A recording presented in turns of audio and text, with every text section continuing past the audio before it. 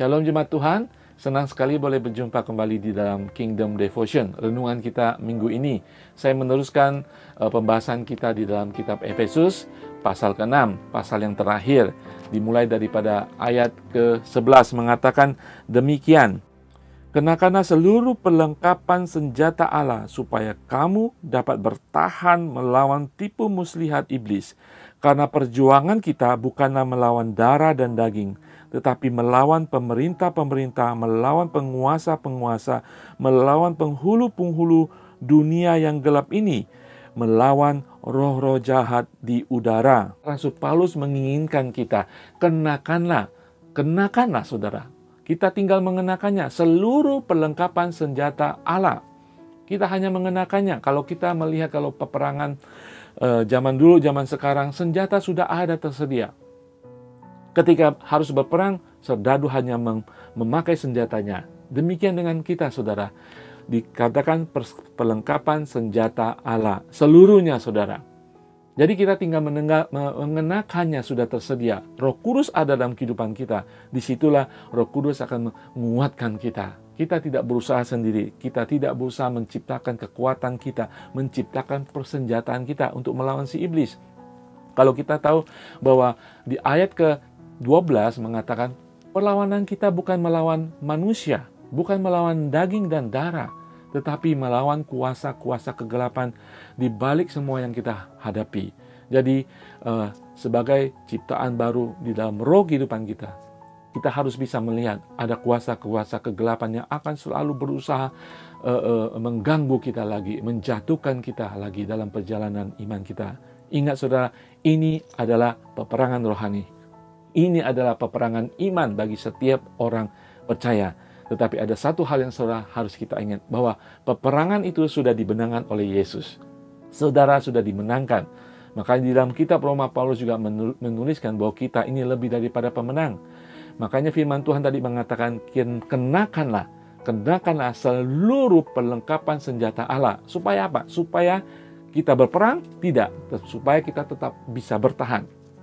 Kita bisa berdiri teguh bertahan dengan perlengkapan senjata Allah. Jadi saudara, kita tidak bisa lagi duduk diam-diam seperti kita ke gereja 1 minggu sekali, baca firman Tuhan ala kadarnya. Tidak bisa saudara.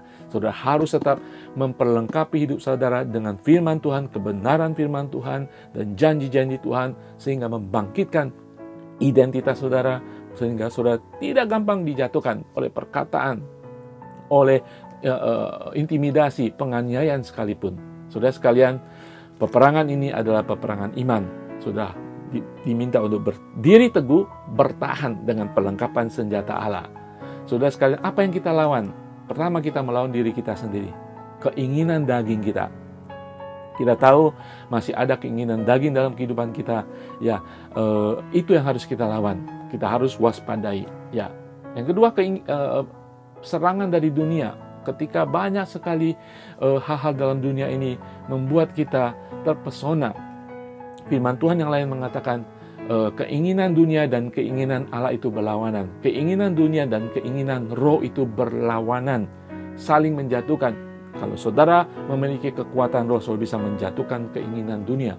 Kalau saudara bisa memiliki kekuatan roh di dalam Roh Kudus, saudara bisa menjatuhkan, mengalahkan keinginan daging kita sendiri.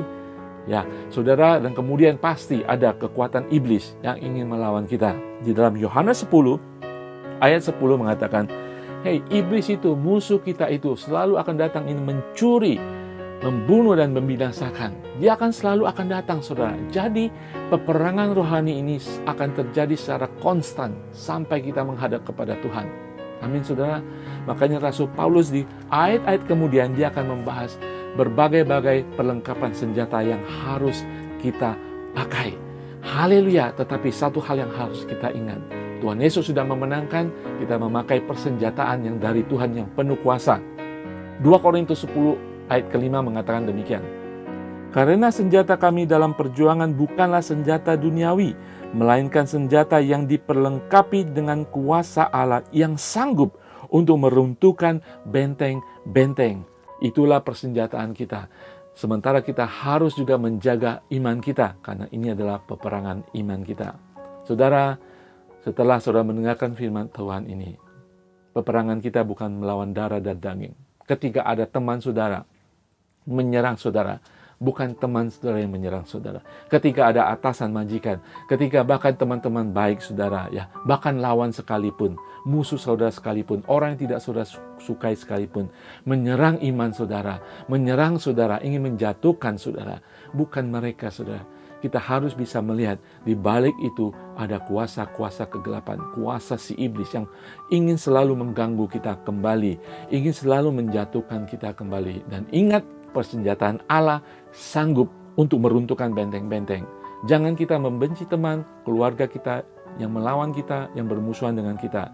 Kita lawan kuasa kegelapan yang ada di balik mereka. Ketika dunia menyerang kita, kita tidak menghancurkan dunia, tetapi kita harus menghancurkan kuasa kegelapan di dalam apapun di dalam dunia ini. Ideologi mereka, nilai-nilai dunia ini, kita hancurkan itu. Tapi kita tidak menghancurkan darah dan daging. Ingat saudara, peperangan ini kita harus lakukan bagi setiap orang percaya. Ini adalah peperangan iman kita. Dan saya percaya kita akan berhasil di dalam kuat kuasa Tuhan, perlengkapan senjata Allah. Haleluya. Bapa di surga, terima kasih Tuhan untuk firman-Mu Tuhan, menguatkan kami Tuhan. Ajar kami untuk mengenakan firman-Mu Tuhan, mengenakan perlengkapan senjata Allah dalam kehidupan kami. Ajar kami mengerti bahwa ada peperangan iman, peperangan rohani, peperangan melawan kuasa kegelapan setiap hari dalam kehidupan kami. Ajar kami bisa membedakan peperangan ini adalah bukan peperangan daging dan darah, tetapi peperangan melawan kuasa kegelapan yang ingin menyerang kami, ingin menjatuhkan kami. Kami pasti kuat, kami pasti bisa. Di dalam nama Tuhan Yesus, di dalam iman kami, bahwa ada kuasa dalam kebenaran firman-Mu, ada kuasa dalam identitas kehidupan kami sebagai umat Tuhan. Haleluya, amin, amin. Tuhan Yesus berkati.